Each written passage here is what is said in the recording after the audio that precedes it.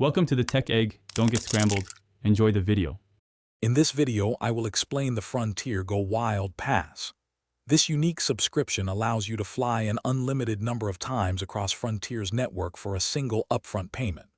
While the base airfare is just 1 cent per flight segment, you will still be responsible for government taxes, airport fees, and other charges. The pass comes in different versions, including annual, seasonal, and monthly options, each with its own pricing and travel period. The Go Wild Pass offers several compelling advantages for the right traveler. You gain access to over 85 domestic and international destinations, perfect for spontaneous adventures. For those who fly frequently and have a flexible schedule, the potential for significant savings on airfare is a major draw. Additionally, if you hold Frontier Elite status, you can still enjoy perks such as complimentary bags and seat assignments, further enhancing your travel experience. However, it is crucial to understand the limitations of the Go Wild Pass. Domestic flights can typically only be booked 1 day before departure, and international flights 10 days in advance.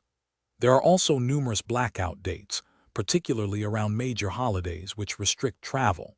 Furthermore, the pass does not include ancillary services like carry-on bags, checked luggage, or seat selection, which can significantly increase your overall trip cost. So, is the Frontier Go Wild Pass worth it for you?